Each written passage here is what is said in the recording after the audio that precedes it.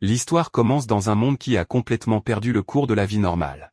Un jeune homme se tient sur le corps d'une créature vaincue dans une ville détruite, tenant une gigantesque épée. Il colle la lame dans la créature et les commentaires, « est une bonne épée. Cela valait le prix. » Il s'assoit, traite ses propres blessures et dit qu'il a juste besoin de récupérer. Ensuite, il ouvre une interface numérique flottante disant un magasin et achète 2 potions de guérison, ainsi que de l'eau et de la nourriture pour plus tard. Vous pouvez voir que vous gérez déjà bien le système. Buvez une potion et observez la cicatrisation des plaies.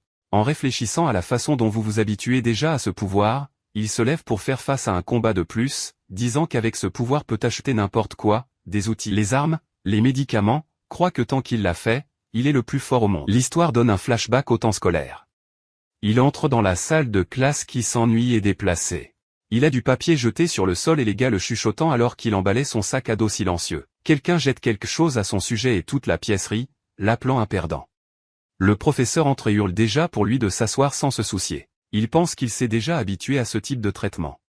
N'oubliez pas que avant même que les gens le pissent, mais maintenant l'intimidation est devenue une routine et que personne d'autre n'appelle. Il blâme un célibataire pour tout cela, une blonde joyeuse nommée Asaka, qui arrive pour saluer l'ensemble et mentir qu'il a été retardé à cause du train. Tout le monde rit. Le passé. Le protagoniste révèle que le vrai coupable de l'enfer qui est devenu sa vie est cet acte d'Osaka. Osaka fait semblant d'être un copain, mais c'est un pur théâtre. Il sourit, trompe tout le monde. Et puis il donne un coup de pied au protagoniste, faisant semblant d'être une blague, riant et l'appelant l'insecte, l'envoyant de l'avant. La pièce rit et le garçon ne fait que plus d'humiliation. Il révèle qu'Osaka est le petit-fils du directeur de l'école, alors il fait ce qu'il veut sans jamais être puni. Le protagoniste est le seul à voir le vrai visage d'Osaka et déteste le voir jouer le roi de l'école. Plus tard, Saka essaie d'envoyer le garçon acheter de la bière pour lui. Le protagoniste répond dans la boîte. Oubliez-le, ça ne roulera pas. Tout le monde est choqué. Les conneries montent en niveau et Osaka commence à le maudire, tandis qu'une fille essaie d'intervenir inquiet. Le garçon se lève et frappe Osaka devant tout le monde. La pièce change de choc. Il se souvient que, un instant, il pensait que cela allait faire finalement les gens, mais tout aggravé. Après ce jour, Saka a commencé à le chasser encore plus. C'est devenu la principale cible des humiliations. Il voulait l'attention, mais n'a reçu que la peur, la haine et le mépris. La classe était du côté d'Asaka et a également commencé à l'attaquer. C'était complètement seul. Même si Saka disparaissait, il sent qu'il ne pourrait faire confiance à personne d'autre dans la pièce. En y réfléchissant, un collègue l'appelle, lui et une fille nommée Totoki approche, toute nerveuse. Il dit qu'elle est la représentante de classe. Mais seulement dans le nom, cela ne fait rien vraiment. Totoki demande s'il va bien, mais il répond froid, ce n'est pas un problème avec vous. Elle seulement. Je voulais aider, mais il le rejette. Elle s'excuse et sort de mince, maladroite. Il baisse la tête, essayant d'éviter les regards. Les autres étudiants commencent à le critiquer, appelant l'épaisseur et disant qu'il mérite l'intimidation. Une seule fille le défend doucement en disant que personne là-bas ne sait ce qui se passe vraiment. Totoki est gêné et que le garçon est frustré encore plus tard. Saki et ses gars le battent à nouveau. Il est sur le sol et Saka fait ses débuts. Et celui qui m'a frappé? Où? Le garçon a l'air en colère, se demandant comment quelqu'un peut être si cruel. Saka dit alors qu'il est peut-être temps de le tuer et demande. Qui allait vraiment s'en soucier? Non, vous n'êtes qu'un orphelin qui vit seul depuis la première année. Le garçon ne répond pas, mais son regard devient ferme. Saka prend une livraison de couteau à l'un des amis et dit que la gorge du garçon seulement légèrement. Son ami hésite mais Saka se met en colère, le maudit et donne un coup de pied avec tout le jetant. La foule est sous le choc. Osaka, hors de contrôle, bat même son propre partenaire devant tout le monde. Ensuite, prenez le protagoniste par les cheveux et placez le couteau autour de son cou, l'envoyant pour pleurer. Je supplie la loyauté assermentée dit que la résistance est inutile mais le garçon continue de le regarder silencieux, cela irrite le Saka qui dit qu'il a fatigué du clown et l'autre de retour dans la pièce. Totok regarde de loin pendant que le garçon est assis, riant de lui-même. J'ai repris, dit-il, couvrant son visage et forçant un sourire. Dans son esprit, il fait écho à la voix du passé disant d'abandonner, que les combats ne font que la douleur et qu'il vaut mieux accepter la réalité. La mémoire fait mal. Avec l'image de la mère morte, une bougie allumée et sa photo. Il ferme son poing et frappe le mur. Décidé de ne pas suivre ce conseil, il parle à son père, disant qu'il ne mourra pas comme lui, n'échappera pas à la douleur, pas même la folie de la vie. Il dit qu'il n'abandonnera pas. Puis, de nulle part, il ressent une douleur absurde, comme si quelque chose lui avait percé la tête. Je me demande ce que c'était. En même temps, Saka semble également ressentir quelque chose et se bloquer, surprise. Le garçon regarde autour de lui, entend un bruit étrange et vérifiera, demandant ce qui se passe. C'est à ce moment-là que des cris terrifiés échoent à travers le bâtiment qu'il dirige et voit les monstres géants avec des griffes de requins envahissant l'école que les élèves courent, hurlent désespérés, essayent d'arrêter les portes mais les créatures cassent tout comme si ce n'était rien. Un monstre attrape un étudiant et joue loin comme une poupée. Et tout le monde est paniqué.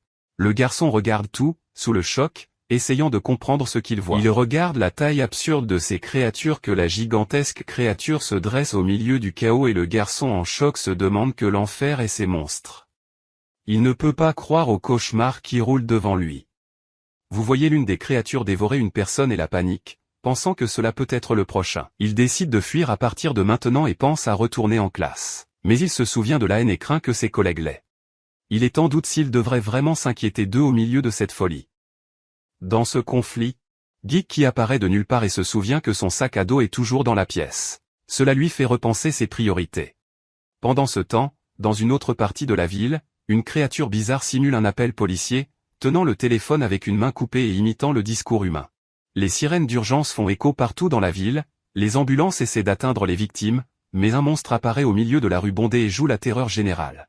Le garçon s'enfuit de l'école et se rend compte que la destruction n'est pas seulement là, toute la ville est devenue le chaos. Des monstres partout, dévorant des gens au milieu de la journée. Il traverse une ruelle lorsqu'une explosion monstrueuse roule derrière lui, et d'autres créatures apparaissent. Au milieu de cet enfer, il reconnaît quelqu'un qui coule parmi les décombres. Et cela devient encore plus déroutant. Que se passe-t-il vraiment? Courir dans la rue et essayer de récupérer son souffle, il entend un cri d'une maison voisine. Arrêtez-vous et regardez par-dessus le mur pour voir ce qui se passe. À l'intérieur, une créature traîne le corps de quelqu'un. Il se rend compte que les monstres sont pour tout. Il entend un autre cri d'un bâtiment proche et se souvient immédiatement de sa propre maison. Courez là-bas avec tout, en espérant être en sécurité. Il arrive, teste la porte. Il est verrouillé. Entrez soigneusement et voyez qu'il a toujours une lumière électrique. Cela donne un soulagement. Allez dans la pièce. Regardez autour de vous et voyez une image. Un instant. Allumez le téléviseur et prenez les nouvelles. Plusieurs explosions et créatures étranges apparaissant pour. Le journaliste dit qu'il y a des personnes gravement blessées et que la police essaie de faire face à la situation. Il commence à comprendre que ce n'est pas seulement un problème local. Il commence à se demander si la catastrophe roule dans tout le Japon ou même dans le monde. Tout en réfléchissant, son corps fait mal pour les coups qu'il a soufferts plus tôt. Les souvenirs des attaques et de l'intimidation reviennent durs. Il se rend compte que ces monstres ne sont pas dans ce monde et qu'ils attaquent sans craindre. Il pense qu'ils venaient de l'intérieur de l'école et non de l'extérieur, ce qui ne fait que tout encore plus bizarre. Il enlève sa chemise, regarde les ecchymoses et se trouve sur le sol. Comment ces histoires existent sur les webnives, où les monstres des autres mondes envahissent la réalité? Regardez la collection de livres et commence à réfléchir. Sa vie est-elle devenue l'une de ces contes fous? Il fait face à l'un des monstres et se rend compte qu'il ressemble à un gobelin qu'il a vu dans un manga. Ensuite, il commence à considérer. Est-ce que tout cela a un lien avec des histoires fantastiques?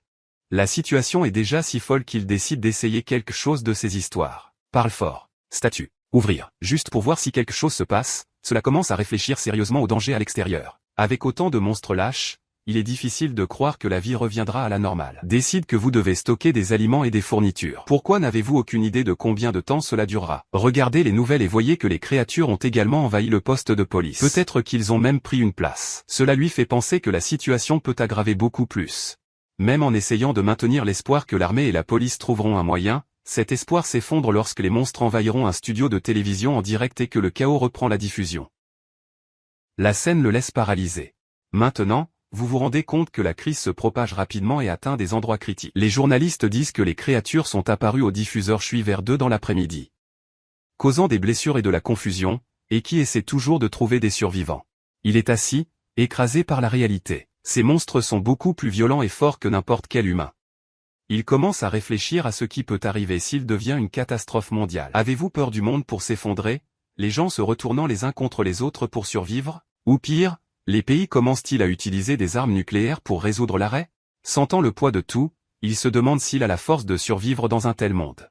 Quelqu'un a-t-il déjà compris ce qui se passe? Pensez à la mer. Il se souvient des mots qu'il devrait abandonner, mais à la place, il se lève déterminé. Besoin de magasiner pendant qu'il y a encore du temps. Il commence à mettre en place un plan à la tête, d'abord le marché, puis le grand magasin, mais frustré de réaliser que cela prendra trop de temps. Se plaint fort, souhaitant avoir une puissance magique de téléportation ou de vol pour accélérer. Et puis, une lumière forte clignote. Il vient d'éveiller une capacité unique, Shop. Il est confus, mais voit le mot-up flottant dans l'air. Confirme que c'est vraiment une capacité spéciale. Le magasin dit à nouveau et un écran numérique apparaît, comme s'il était tombé dans un monde de RPG. Il est curieux de comprendre comment cela fonctionne et commence à déplacer l'interface. Cela ressemble à un site de magasinage. Montre l'équilibre. Voir les articles recommandés en vente, comme une potion de guérison qui récupère l'énergie et ferme les blessures. Décide d'acheter la potion, pensant qu'elle peut être utile, même en cadeau à quelqu'un qui n'a rien. Appuyez attentivement sur le bouton. Chuchotant acheter comme si vous étiez dans un rituel. Après l'achat, un message apparaît en disant que l'article est envoyé à la boîte. Il parle de l'argent et l'article apparaît devant lui. Prenez la potion. Analyse. Demandez si vous avez juste besoin de boire. Prendre une gorgée. Attendez un instant. Et seront soudainement réalisés que la douleur a disparu. Lève la chemise et voit. La plaie a complètement disparu. Il a l'air ouvert. Remuez à nouveau dans le centre commercial et voyez qu'il a tout. Armes, outils, nourriture, magie, électronique, articles quotidiens. Maintenant vous êtes sûr. Il peut obtenir tout ce dont il a besoin pour survivre. Il est impressionné par l'effet de la potion. Tout comme promis. Et commence à remonter le moral avec le potentiel de cette compétence. Je souris et je pense. Avec ce pouvoir, je peux vivre tranquillement dans un monde plein de monstres. Plus tard, il active une nouvelle compétence appelée Statuscope et constate que les bâtiments sont devenus des créatures pleines de créatures. Si vous vous rendez compte que vous avez oublié votre téléphone à l'école, c'est maintenant un endroit dangereux pour l'enfer. Malgré cela, il décide d'essayer de récupérer. Utilisez le centre commercial pour rechercher des armes. Il trouve un couteau appelé Killer Knife dans l'espoir de se défendre. Chico essaie de comprendre quelle sera la prochaine étape maintenant qu'il a découvert le système du centre commercial. Il jette un œil au guide de bataille, qui montre des techniques d'arts martiaux. Il pense qu'avec suffisamment de points, il peut l'acheter et apprendre de nouveaux coups. Mais il est toujours dans le doute que vous y consacrez maintenant. Il n'utilisera même pas les monstres. Je me demande également si le téléphone sera toujours entier à l'école jusqu'à l'aube. Ensuite, il se souvient qu'il peut ajouter plus de points si nécessaire. Même inquiet, décide qu'il n'a pas le choix et achetez-le. Sachant que vous ne pouvez pas manquer cette opportunité. Avec une nouvelle détermination, Bolchin va à l'école, déterminé à récupérer son téléphone portable, mais la situation est loin d'être sûre. L'école est maintenant infestée de monstres. Et il active la compétence des statoscopies pour scanner la zone. Découvrez qu'il y a 8 créatures sur le sol où se trouve le téléphone. Et l'un d'eux est un gobelin de rang F confiant qui peut le gérer, il se prépare à progresser attentivement. Mais tout comme il va passer à autre chose, un monstre beaucoup plus sinistre apparaît de nulle part, venant d'un autre bâtiment. En panique, Bolchin sort le couteau et fait face au nouvel ennemi. Il peut à peine esquiver l'attaque de la créature et évaluer rapidement la situation. Sans le temps d'hésiter, il utilise l'un des coups qu'il a appris du guide de bataille. L'attaque des arts martiaux fonctionne bien et renverse. Monstre, il se hallait avec l'effort, mais cela prouve que les compétences fantastiques qu'il a déverrouillées sont réelles et fonctionnent réellement. Après cette victoire, Bolchin continue à être plus confiant. Maintenant, vous êtes sûr que ce monde fou dans lequel il a été joué n'est pas seulement un rêve ou un jeu. Monstre, pouvoir, danger. Dans cet esprit, il resserre le pistolet dans sa main et se prépare à prendre le téléphone portable rapidement avant l'apparition d'autres monstres. Tout en se faufilant dans l'obscurité, l'école entend un bruit et se fige, pensant que c'est un autre monstre, se cache et se prépare, mais écoute quelqu'un qui déplace la porte quand il tourne. Pour affronter, il voit une fille, clairement effrayée, essayant de maintenir le silence. Il allume rapidement sa bouche pour qu'elle ne fasse pas de bruit. Elle le reconnaît. Et les deux sont tendus pendant un moment. Mais Bolchin calme la fille et dit qu'ils doivent sortir de là dès que possible. Elle est soulagée de le voir, même si elle est nerveuse à propos de tout. Bolchin promet qu'il expliquera tout plus tard, et les deux décident de marcher ensemble pour couloir scolaire. Tout en allant vers la sortie, la fille dit qu'elle est très soulagée de l'avoir trouvé et se sent plus en sécurité avec lui. Mais ensuite, à mi-chemin, quelqu'un appelle Bolchin par le nom. Il se retourne et voit qu'il est la même fille, essayant d'attirer son attention. On dirait qu'elle devient trop à l'aise. À l'extérieur, Bolchin soupire. Vivre seul était compliqué. Maintenant, avec ce monde plein de dangers et toujours avec la fille en fonction, c'est un autre arrêt. Il ne sait pas quoi faire avec elle, mais au fond, il sait qu'il ne peut pas simplement le laisser tomber en arrière. Pas comme le monde est maintenant. Assis, Bolchin commence à réfléchir à la façon dont ils se transformeront en cette nouvelle réalité. Le chapitre se termine par lui en réfléchissant aux prochaines étapes. Ne sachant pas combien de temps ce partenariat durera, mais certain qu'il ne peut pas l'abandonner maintenant. Tout en pensant au passé, il se souvient des gens qui l'ont aidé quand il en avait le plus besoin. Un vieux souvenir revient. Un garçon nommé Héros étant plaisantant à l'école. Et il est incapable de faire quoi que ce soit pour aider. Et cela le tourmente toujours. N'oubliez pas que vous avez essayé de demander de l'aide. Mais il se sentait impuissant. Soudain, la scène revient au présent. Bolchin se réveille dans un endroit étrange, en quelque sorte étourdi et désorienté. Regardez autour de vous, essayant de comprendre où vous êtes. La fille est là, assise devant lui, avec un visage nerveux. Comme si je ne savais pas aussi ce qui se passe. Cela ressemble à un appartement très confortable. Elle devient agitée, inquiète de sa propre apparence. Bolchin essaie de briser l'humeur tendue, et lorsqu'elle perçoit sa confusion, elle commence à expliquer, mais échoue les mots entiers. Mourir de honte. C'est super maladroit. Même ainsi, Bolch la comprend et la rassure. Elle demande si c'est sa maison. Il donne une réponse à moitié vague, ne sachant pas quoi dire. La fille se rend compte de son propre embarras, mais au lieu de laisser merci qui l'a sauvée, elle est toujours reconnaissante de l'aide. Elle commence à sortir et Bolchin ne sait pas comment agir, dit qu'elle peut partir quand elle veut. Mais ses pensées en désordre, elle semble déterminée à partir, mais cette humeur dans l'air comme si ni l'un ni l'autre ne voulait vraiment terminer là-bas. Le chapitre se termine avec la fille quittant la pièce. Retour à lui.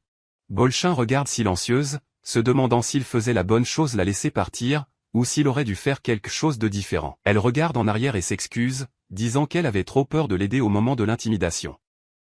Bolchin la rassure, disant qu'elle ne la blâme pas et ne comprend pas ce qu'elle ressentait. Puis il décroche son téléphone portable et commence à se défouler à haute voix, reflétant que personne dans ce monde ne peut vraiment se sacrifier pour quelqu'un d'autre.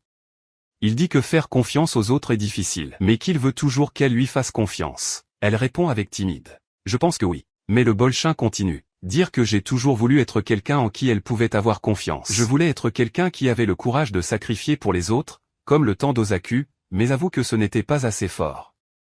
Il évoque qu'il a toujours voulu être quelqu'un en qui elle pouvait avoir confiance sans crainte. Mais peu de temps après, il change son ton, plus cynique. Il dit que faire confiance aux gens est des conneries, et tout le monde le trompe à la fin, pour lui. La fille est choquée et essaie de dire qu'il ne peut pas le décider pour elle. Il dit qu'elle lui fait confiance, oui. Elle le regarde confuse mais ferme. Alors qu'il insiste sur le fait que personne ne devrait lui faire confiance. Ni elle. Seulement, même ainsi, elle insiste. Il lui fera confiance, même s'il ne veut pas. Bolchin est sans voix avec la déclaration. Essayez de contrer, mais elle ne recule pas. Il dit qu'il n'a aucun sens de la sauver, puis de l'envoyer à ne pas faire confiance. Et je lui ai souri, montrant qu'il valorise ce lien. Bolchin est toujours divisé, arrêtez là, digérant tout ce qu'elle a dit. Le silence est dans l'air alors qu'elle le voit avec un certain look. Et même en quelque sorte affectueux, elle rit et parle. Je ne vous ferai pas confiance, puisque vous me demandez de ne pas faire confiance et de marcher. L'appelant idiot, Bolchin soupire et secoue la tête, mais une partie de lui finit par admirer son insistance. Plus tard, il sort avec sa fille et sa petite sœur, Maïna. La fille le remercie d'avoir pris soin de sa sœur, et Bolchin dit qu'elle peut compter sur lui chaque fois qu'ils en ont besoin. Pendant qu'ils marchent, la fille remarque que le bâtiment où ils vivent a un aspect étrange. L'ambiance dans l'air est tendue. Quand ils ont vu un coin, ils tombent sur un groupe de créatures dangereuses. Courant du bâtiment, la fille a paniqué. Elle supplie Bushikin de les emmener en courant dans un refuge avant qu'ils ne tournent mal. Ils commencent à courir, mais la peur de la fille n'augmente qu'en voyant ces créatures se propager. À un moment donné, elle attrape la manche de Bushikin, sa voix tremblant, et il promet que pour l'instant tout ira bien. Tout en traversant les rues, il passe par une école primaire qui est également déjà prise par les créatures.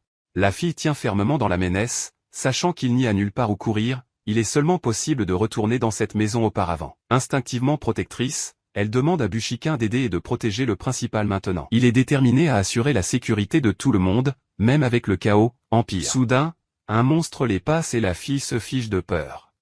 Ne pas savoir quoi faire. Elle se sent piégée, mais Bacon, même sans beaucoup d'options, décide d'agir. Il dit à la fille de lui faire confiance, même s'il était en doute avant. Emmenez-les chez lui, offrant un abri au moins pour le moment. La fille hésite, mais regarde Maïna, donne le sourire et le haut. Bacon ouvre la porte à eux, même si je ne suis pas sûr de faire le bon choix. Bien que ce ne soit pas le gars le plus fiable du monde. Voir la fille si vulnérable et la Maïna terrifiée le déplace. Quand ils entrent, la gratitude de la fille remplit l'atmosphère et Bacon commence à se demander si, peut-être, il fait même la bonne chose, déjà à l'intérieur de la maison de Bolchin. La fille commente la taille de la salle de bain, beaucoup plus grande qu'elle ne l'imaginait. Elle commence à se demander comment quelqu'un vit seul dans une grande maison. Surtout avec le monde s'effondrer à l'extérieur. Tout en réfléchissant, Bacon, encore un peu perdu avec tout ce qui se passe, rêve qu'il est dans un autre monde, plein de monstres et de figures étranges. Il est en doute si c'est réel ou tout simplement un rêve fou. Mais quand tu te réveilles, vous vous rendez compte que tout est réel et vous devrez vous y habituer. De retour à la réalité, il est assis sur le lit et commence à regarder les choses qu'il a dans la pièce. Décide d'éviter le système de magasin et est étonné de la variété. Il a tout, de la nourriture aux armes et même aux jeux. Cela lui fait réaliser à quel point le monde a changé et combien il a encore besoin pour s'adapter. Mais avoir accès à tant de fonctionnalités lui donne un sentiment de contrôle au milieu du chaos. Il commence à considérer comment ce nouveau pouvoir peut aider non seulement lui, mais aussi qu'il se soucie de survivre dans ce nouveau monde fou. Lors de l'exploration du magasin, Bushikin est intrigué par la quantité de créatures et de monstres disponibles à l'achat. Un familier en particulier attire l'attention. Une créature qui parle. Il lit sur sa loyauté absolue envers le maître. Même si c'est cher pour l'enfer, décidé d'acheter. Sa main tremble juste avant de confirmer. Mais cela va de l'avant, excité et incertain. Peu de temps après, un tourbillon magique apparaît dans la pièce, et la créature qu'il a achetée semble voler pleine d'énergie.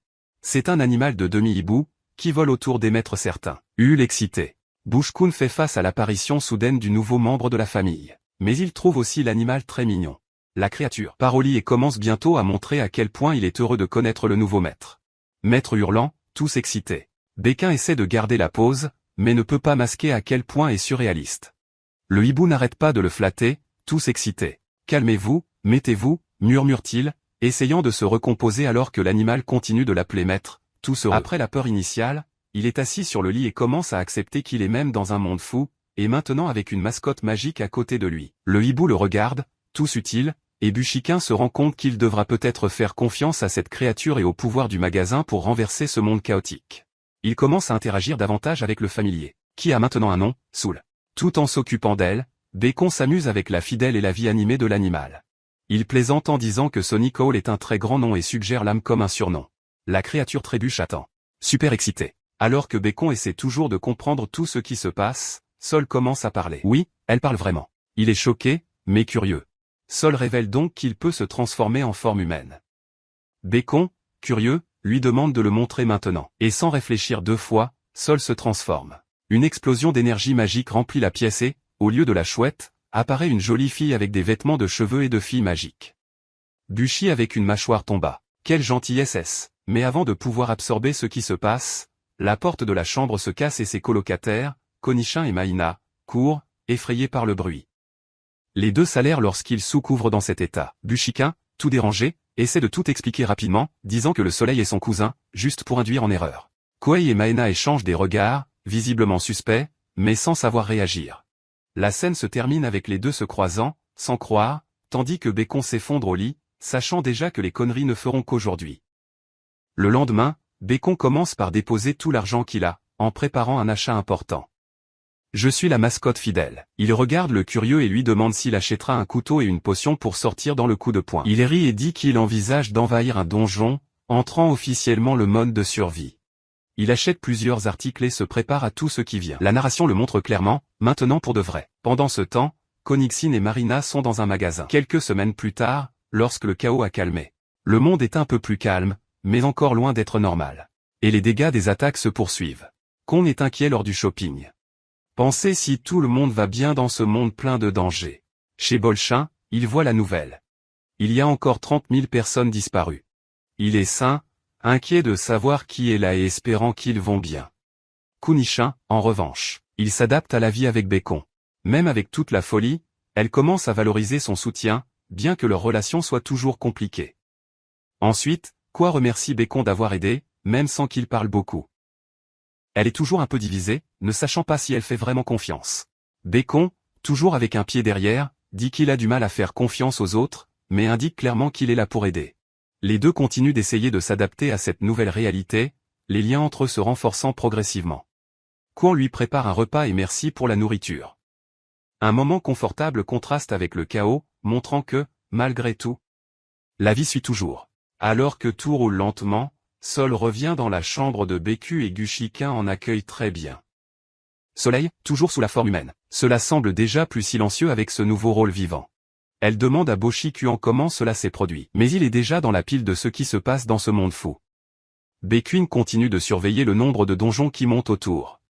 Il voit sur la carte que même s'ils en ont encore peu, ils apparaissent de plus en plus, et il rédige déjà que c'est une question de temps jusqu'à ce que sa propre maison devienne l'un de ses arrêts dangereux. Il se rend compte qu'il a besoin de nettoyer certains de ces donjons avant que sa maison ne devienne une zone. En attendant, il se détache à côté de lui disant de voir à l'endroit, tout bien. Sans même lier dans la pénu que la situation peut tourner. Malgré cela, Elle est d'accord avec lui et continue de manger comme si rien. Lorsque le Bayern se prépare à partir, il se déplace vers sa mission pour s'occuper de la maison et avertira si quelque chose d'étrange. Elle est toute enthousiasmée par la responsabilité, promet de garder un œil sur tout. Chico Amanda se chat confiant, disant qu'avec la puissance du système de magasin, peut gérer n'importe quel arrêt. Parti déterminé à affronter les donjons et quoi d'autre peindre. Sol reste derrière pour essayer de prendre ce nouveau rôle au sérieux, à moitié nerveux avec le poids de la mission. Lorsque le coffre Ikunin sort, Cohen traverse avec lui et est déjà libéré. Où es-tu, hein? Il coupe avec un pas de son compte, essayant de cacher la vraie raison. Elle lui dit juste de faire attention, avec une manière inquiète. À l'extérieur, Chico active le système de magasin et commence à scanner l'environnement, à la recherche de monstres. Il détecte 4 dans la région et donne une entreprise dans la mission. Mais tout de suite avec un animal beaucoup plus cabluant que prévu, une créature. Grandonna, avec un œil, prêt à être traité. Bécuit Kuan, calme et concentré, se prépare déjà au combat. Il reconnaît le monstre comme l'un de ceux qu'il avait prédit. En observant la carte, il commence à réfléchir à la raison pour laquelle le numéro des donjons augmente tellement. L'objectif propage-t-il simplement le chaos? Il conclut que l'offre de ces monstres est essentiellement le général de masse. Même la chasse aux humains, il ne quitte pas les donjons. Cela laisse Bushikin écrasant, se demandant quel est le véritable lien entre ces animaux et les donjons.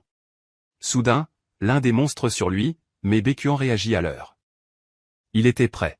Avec un mouvement rapide, tire le pistolet et coupe déjà l'air, face au monstre comme s'il s'entraînait. Le combat se réchauffe et Béquin montre qu'il s'améliore de mieux en mieux avec ses animaux, frappant avec précision les faiblesses. Pendant la confrontation, il se rend compte que le coffre du monstre est doux, ce qui facilite les attaques. Il en profite pour donner plusieurs coups précis, jusqu'à ce que nous affaiblissions l'animal et que nous le battions pour de bon. La victoire prouve qu'il est de plus en plus prêt à survivre dans ce monde fou. Après le combat, Boshi Queen suit son voyage, maintenant plus confiant qu'il peut faire face aux menaces. Il commence également à réfléchir à la façon de protéger sa propre maison de faire partie du système de donjon. Dans cet esprit, il fait face à un autre monstre qui apparaît dans le jardin de la maison et utilise le verre d'observation pour scanner l'endroit. Confirme qu'il y a encore 2 monstres là-bas. Après les avoir éliminés, il commence à parcourir la maison tous après plus de menaces. Dans la cuisine, vous trouvez une boue avec un noyau à l'intérieur. Il se souvient d'un manga où il a vu quelque chose de similaire et décide qu'il doit attaquer le cœur pour gagner. Après avoir terminé la boue, il continue d'enquêter sur la maison et de grimper au 2e étage, où il pense que le dernier monstre est. Dans le couloir, il entend un bruit provenant d'une porte. Lorsque vous tournez le coin, donnez à l'animal. BCH Queen se prépare déjà, déterminé à nettoyer cette énergie du donjon une fois pour toutes qui envahit sa maison. Il commence à enquêter sur ce que cela peut être, pensant que c'est juste une autre boue. Mais quand il a l'air mieux, il voit une étrange créature attachée au plafond, avec le noyau brillant. Quand il s'approche, la chose réagit. Et ce n'est pas une boue commune, c'est une menace beaucoup plus grande. La créature le prend par surprise et frappe une forte attaque. Il crie de douleur, ne comprenant pas ce qui se passe, et est tiré par la créature. Même en ressentant de la douleur, il se rend compte qu'il n'a qu'une seule façon d'y terminer, de détruire le noyau. Avec tout ce qu'il a, il monte, mais le premier coup ne fonctionne pas et le désespoir frappe. Il essaie de rester calme, se concentrant sur le cœur, faisant à nouveau une erreur. Il peut ne pas sortir vivant. En race, il utilise une potion de guérison pour récupérer, mais reste faible de la perte de sang. Pourtant, il n'abandonne pas. Combattez avec ce que vous avez, déterminé à vaincre la créature. Ensuite, s'effondre sur le sol, fini, mais soulagé d'avoir survécu. Alors qu'il essaie de récupérer, la présence menaçante de l'animal semble toujours être là. Il est tard, et ses alliés, le maître et le reste des gars, si inquiets. Il pense que quelque chose de sérieux a roulé. Lorsque Gucci arrive, il respire soulagé, mais il est tellement détruit qu'il efface presque la porte. Après un certain temps, Gucci récupère la conscience et réalise la taille des ennuis qu'il a rencontrés. Les gens sont toujours inquiets, l'aidant à se lever. Il réfléchit à tout et estime qu'il doit être encore plus fort pour faire face à ce qui va arriver. Même avec tout ce qui a roulé, il est reconnaissant d'avoir survécu et de ceux qui le soutiennent. Pendant qu'il se repose, la scène change et montre des soldats se préparant à une opération lourde, reprenant un bâtiment gouvernemental. Vous pouvez voir que le monde à l'extérieur est également le chaos. Le Premier ministre du Japon, Narita, apparaît dans une conférence de presse urgente pour avertir la population des créatures sinistres qui apparaissent à travers le pays. Ces animaux se trouvent à l'intérieur des bâtiments et les forces de l'autodéfense du Japon, JSDF, ont été appelés à aider à sauver. Ils ont ouvert des centres d'évacuation avec des kits de survie pour la foule pour fuir le danger. Pendant ce temps, 2 personnages sont assis à une table en échangeant des idées sur la situation. L'un d'eux se prépare à aller pour quelqu'un, pensant déjà qu'il peut être trop tard et que quelque chose de très mauvais s'est produit. Un article en ligne détaille le nombre de morts dans le monde entier en raison de ces créatures. Il y a déjà plus d'1,5 million de personnes disparues ou tuées. Le nombre croissant d'attaques fait paniquer tout le monde, surtout parce que ces créatures apparaissent de plus en plus. Partout dans le monde, la foule réagit avec un mélange de choc et de peur. La scène se transforme en soldats de la force de soi du Japon à utiliser des armes à feu contre les monstres, mais ils semblent inutiles, comme s'ils ne se sentaient même pas. Ils essaient une autre tactique. Cette fois avec des canons. Les chars tirent, mais la situation ne fait qu'empirer. Les médias montrent la tentative des soldats de reprendre le bâtiment du Parlement. Étant la première fois depuis la guerre que de vraies armes sont utilisées dans la ville. Le chaos augmente seulement. Les animaux attaquent avec tout, les explosions font exploser les bâtiments et la ville devient un champ de guerre. Les constructions tombent, les monstres explosent tout, et le gouvernement et l'armée sont complètement perdus. Le protagoniste, voyant tout de loin, il commence à réfléchir à la façon dont les donjons émergent de plus en plus et à la façon dont le danger ne se développe que. Il décide de se préparer à ce qui arrive. Soudain, une pause d'une maison venant d'une maison de l'autre côté de la rue, et les personnages ont peur. L'un d'eux décide d'appeler la police, tandis que l'autre est en doute de son départ ou non. La conversation révèle que les monstres se cachent souvent à l'intérieur des maisons, donc ironiquement, il serait plus sûr d'être à l'extérieur. Malgré cela, l'un d'eux admet qu'il a peur à mort. Surtout après avoir vu les rapports montrant les attaques. Le temps est tenu. Ils se soucient les uns des autres. L'un d'eux avoue que, autant que, qui essaie d'agir bien, c'est vraiment effrayé parce que vous savez que ces créatures sont réelles. L'autre, réalisant la peur du partenaire, est plus protecteur et dit qu'il ne veut plus le revoir blessé. Se souvenant d'un moment où il était couvert de sang. Cela crée un moment très fort entre eux, l'un essayant de déguiser et l'autre légèrement. En fin de compte, ceux qui sont déterminés à partir disent à l'autre d'être calme et en sécurité à la maison, promettant de revenir bientôt. Cela marque un changement dans leur relation, c'était toujours le contraire auparavant. Ce qui est laissé se reflète, en voyant un autre pour partir et en se souvenant qu'il ne l'avait jamais dit auparavant. À l'extérieur, le personnage trouve les étranges chuchotements et en parle mal, donnant son apparence et sa façon. Malgré cela, il ignore et suit la voie. Le manga se termine avec lui. Reconnaître le chaos du monde où il vit et impliquer qu'il y a encore beaucoup de conneries à venir, avec plusieurs pilantras à la cachette. Toki marche dans la rue quand il se rend compte qu'un groupe de personnes le suit. L'un des gars arrive et commence à remettre en question, voulant savoir ce qu'il faisait plus tôt, menaçant de le tuer s'il ne répond pas. Totok, tirant ça le suivant depuis qu'il a quitté la maison. Réaliser qu'ils ont vu ce qu'il a fait. De nulle part, il entend quelqu'un crier son nom. C'est le soleil. Heureux dans la vie de l'avoir trouvé. Sol parle des boulettes de télépathie que le toucher a réalisées. Lorsque vous touchez en mangeant, il trouve qu'il ne peut communiquer avec le soleil qu'avec la pensée, même de loin. Il est impressionné par la puissance de la boulette. Alors qu'il se promène dans le parc, il s'arrête dans une banque et Toki commence à penser à des moyens de gagner de l'argent. Il commente qu'il a hérité de 10 millions de yens de la mère, mais cela ne sent même pas en ce qui concerne les articles de la ligne de première ligne. Sol donne l'idée d'utiliser des éléments abandonnés comme monnaie. Toki explique que ces articles apparaissent directement dans l'inventaire après avoir tué un monstre et qu'il a l'intention de vendre dans le magasin pour gagner un peu d'argent. Il joue même avec l'idée ridicule d'acheter une collation avec 5 points, mais réalise rapidement que ces articles ont une valeur absurde. Les plans tactiles sont bien tracés. Il veut survivre dans ce monde fou et gagner beaucoup d'argent. Après avoir trouvé un noyau de donjon, le toucher est étonné de la valeur. L'un d'eux vaut 1 million de points. Il décide d'utiliser une carte du détecteur de donjon pour la trouver plus près.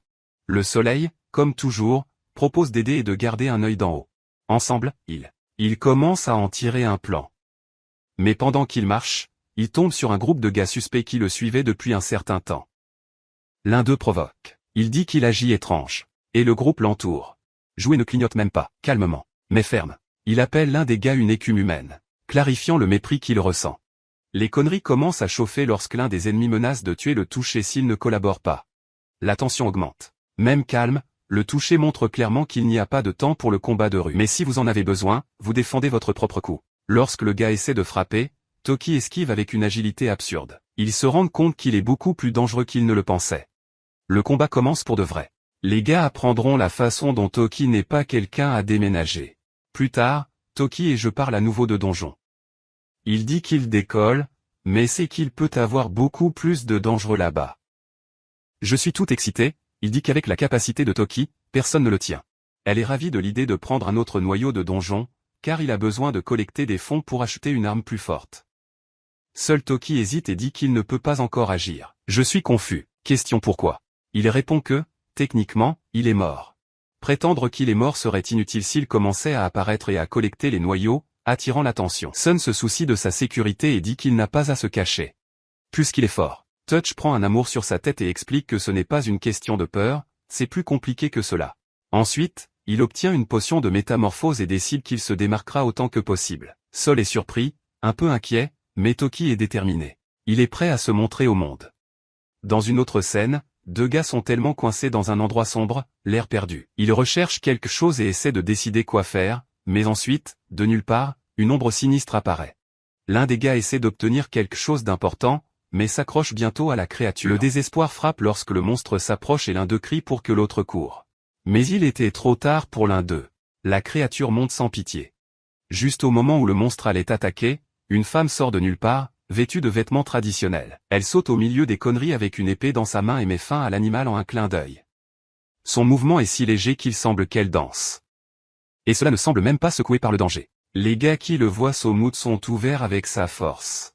Elle demande toujours si quelqu'un est blessé, faisant preuve de préoccupation même du roulement du chaos. Ferme, debout et bon, elle est prête pour tout ce qui vient. Après le combat, le protagoniste commence à être persécuté par les ennemis. La situation devient tendue et l'un des persécuteurs se renforce, la main poussant bizarrement.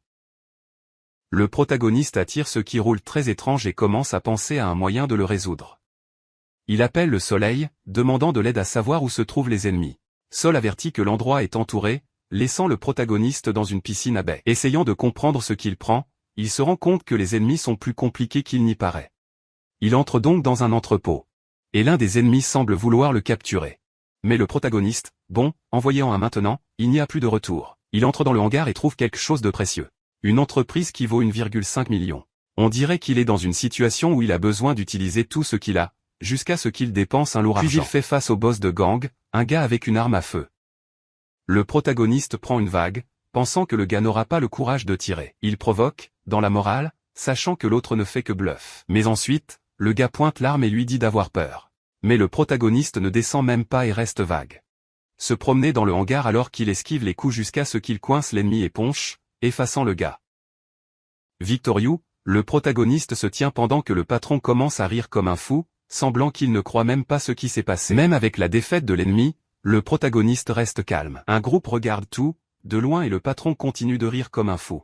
En fin de compte, le protagoniste révèle qu'il faisait juste semblant d'être mort à invisible. Et maintenant, vous êtes prêts à aller avec le plan. Pendant ce temps, Hirokin et Koin ont donc une conversation à moitié tendue. Koin demande s'il y a quelque chose de mal entre eux, et Uiru répond à sec qu'il n'a rien, que les choses sont de toute façon, malgré le ton décontracté. Il y a une tension dans l'air, comme s'il y avait quelque chose de non résolu. La scène montre les deux mains dans la main dans le passé, se souvenant de la proximité. Les pensées de Hiro sont interrompues lorsque quelqu'un l'appelle. Il répond avec un seul HM, montrant cette manière froide et lointaine. Puis Hiro apparaît à l'école avec des amis, lisant un livre. Koin essaie de tirer le sujet. Demander ce qu'il lit. Mais il ne répond qu'avec un autre H qui l'irrite. Cela l'appelle à aller à un festival. Mais Hiro est encore inconscient. Répondre de toute façon. Comme si cela n'avait pas appelé. Elle est visiblement frustrée, appelant son nom plusieurs fois, essayant de le remonter le moral avec le festival, mais il suit apathique. L'ambiance change quand une photo des deux semble souriant sur une plage. Moment plus heureux, mais coupe bientôt une triste scène lors d'un sillage, où Hiro arrive tranquillement. Le climat est lourd, très différent des bons souvenirs. Il se tient devant le mémorial, et quand il écoute quelqu'un qui appelle, il ne répond qu'avec un regard vide, montrant qu'il est bien ému à l'intérieur. Puis, une petite fille apparaît, la tenant en cri, se disant qu'elle ne peut plus pleurer parce que maintenant c'est une sœur aînée. Elle nettoie les larmes assises sur le côté de Hiro, qui suit le froid. Il libère juste un HM et vous avez terminé. Pendant qu'elle essaie de tenir l'émotion. Même ainsi, elle ne peut pas le supporter et finit par pleurer à nouveau. Plus tard, la scène change et la fille, excitée, suggère d'aller au karaoké et d'appelle Hiro, mais donne une serrure avant de mentionner un autre garçon, Bushi. Hiro n'a pas l'air excité, répond avec ce même HM et chante. Les filles parlent d'appeler Gushi, mais lancent un climat lorsque l'une d'elles dit qu'il préfère marcher avec les garçons. L'autre répond bien, disant que c'est juste une phase. Dans la scène suivante, la fille court pour atteindre Hiro quand il entre en classe. S'excusant d'être en retard. Il répond avec son HM traditionnel et continue avec la routine. Le chat est léger, mais a toujours une humeur étrange dans l'air. Elle demande pourquoi il ne marche pas avec d'autres garçons. Et lui, un peu pris par surprise, dit qu'il rendra visite à sa mère. Elle insiste pour suivre un ton aimant. Hiro devient un peu réticent, mais ne refuse pas. Ensuite, l'histoire prend calme. Hiro est assis sur le canapé, tenant une amulette, visitant probablement sa mère. Il reste là, réfléchi, dans le plus grand silence. La fille entre dans la pièce, le voit et lui demande pourquoi il pleure. Hiro, ne sachant pas quoi dire. Lâchez-le de celui que je ne sais pas, très triste. Ce silence lourd montre à quel point leur relation est compliquée, pleine de choses tacites et de sentiments emprisonnés.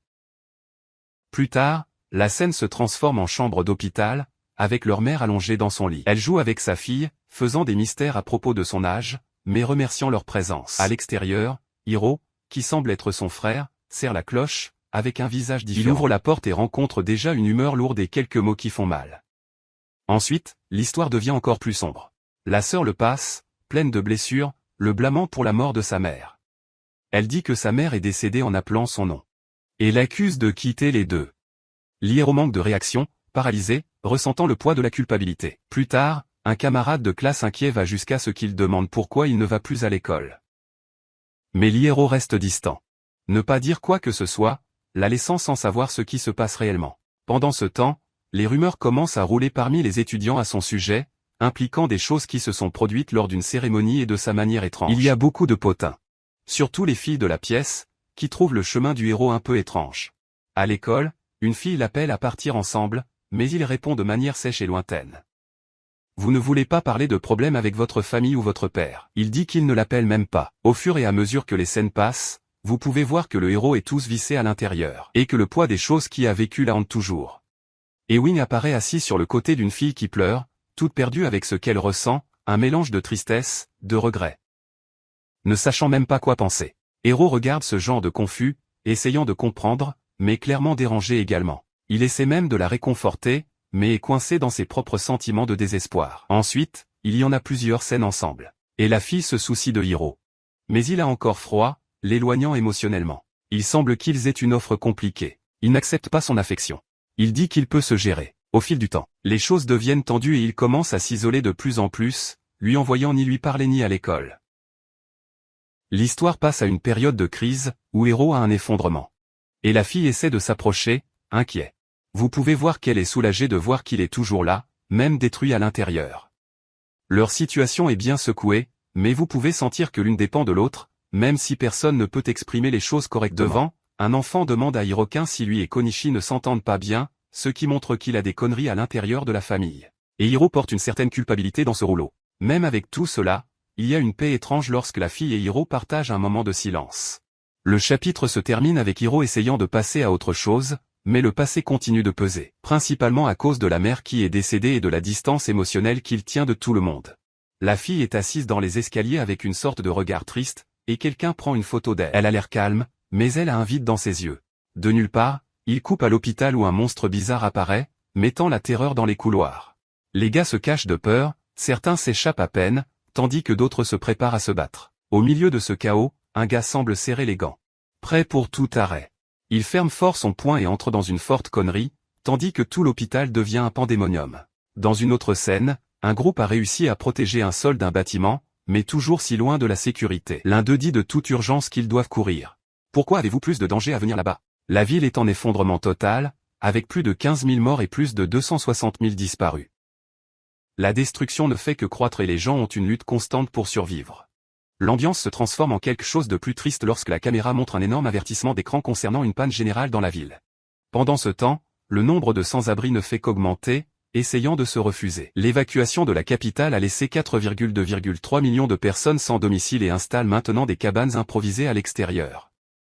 Dans l'une des scènes, la sœur aînée semble remuer sur son téléphone portable, lire des nouvelles, tandis que la petite sœur Koya demande si elles peuvent partir. Le plus jeune est fou de revenir à la vie normale, mais le plus âgé explique qu'il est encore dangereux. Le petit n'aime pas. Vient ensuite un garçon portant des sacs d'épicerie et demande ce qu'ils veulent. Le petit mineur demande un pudding excité et il livre avec un sourire, apportant un peu de normalité au milieu du chaos. La scène change pour montrer la montagne des choses que le garçon a apportées. Nourriture, produits essentiels, tous chers pour le putain. Vous pouvez voir qu'il se retourne, mais l'argent est serré et chaque achat doit être bien pensé. Pensez, Shubin utilise une petite boutique pour acheter une potion rare appelée Métamorphose, qui coûte une fortune à des points. Quand il prend, le corps commence à briller et se transforme. Il y a une transformation magique, et soudain il devient une femme belle et élégante, avec des cheveux longs et une posture de qui sait ce qu'il fait. Elle se présente comme un terrain, une épée spécialisée dans le nettoyage des donjons. Il montre le nouveau look tous fiers et demande comment il se passe. La foule est ouverte avec sa beauté et sa confiance. Son nom et son rôle dans ce monde. Plus tard, Kenichi apparaît dans un train, avec un visage fatigué et réfléchi, montrant que la routine se termine soudainement, le monde s'enfonçant dans le chaos. Dans une autre scène, il frappe un désespoir général lorsqu'un enfant est coincé à l'intérieur. Pendant que la foule désespère, Xena arrive silencieuse, envoyer les gens pour s'écarter et dire à nouveau son nom, livrant une carte de visite. Elle parle à l'autorité que son travail est de faire face au donjon, laissant tout le monde choqué. Entrée dans le bâtiment, sauve la petite fille effrayée, donne un bonbon pour se calmer et dit que sa mère attend. S'assurer que tout va bien. La mère remercie émotionnellement, et Xena répond qu'il est heureux que la fille soit en sécurité. Avec plus de gens qui se rassemblent, Xena demande si quelqu'un d'autre a eu la maison affectée par un donjon. Peu à peu, les gens s'approchent de peur et promettent d'aider, en coupant les noyaux flottants avec l'épée, répétant qu'il prendra en charge tout. De plus en plus de gens demandent de l'aide et elle livre des cartes. S'assurant que toute demande sera réalisée par elle-même, perçait Xena. La scène coupe la foule sur le téléphone portable en lisant des nouvelles et en faisant l'éloge du Xena dans les filets, l'appelant une étoile et une véritable héroïne. Un groupe d'hommes se demande si elle cessait de travailler avec eux, commentant qu'elle utilise un katana, qui peut même ne pas être cool, mais toujours bien parce qu'elle aide. Ensuite, Xena se rassemble avec un représentant pour parler d'une énorme propriété. Le gars montre la carte et dit qu'il a une taille de 500. Elle sourit et demande 10 millions de dollars en paiement, laissant le gars sous le choc. Il se fait prendre en pensant qu'elle a tout fait gratuitement. Mais elle sourit et dit qu'elle s'en moquait, expliquant que les riches paieraient tout ce qui était de récupérer les maisons. Elle prévoit de collecter des noyaux de donjons et de gagner encore plus d'argent. Maintenant qu'il est célèbre, le personnel est réticent, mais finit par payer. Vient ensuite un gentleman nommé Fukuzawa Jajutcha, disant qu'il avait fait la demande et s'excuse. Il se sentait mal de ne pas l'avoir trouvé auparavant et a expliqué que sa clinique avait été envahie. Il montre combien de personnes qui a désespérément besoin de soins médicaux et dit qu'il ne veut que son clinique. Coûtez ce qu'il en coûte. Xena répond avec un sourire. Il dit à nouveau son nom et parle avec toute la confiance nécessaire pour laisser le nettoyage de celui-ci dans ses mains. Elle se rend directement à la clinique de Fukuzawa et fait exploser les monstres à l'intérieur avec les coups puissants en utilisant katana. Tout couper rapidement car vous pensez que vous pouvez encore gagner plus d'argent. Après le combat, elle prend une photo de famille qui était tombée sur le sol et regarde silencieuse.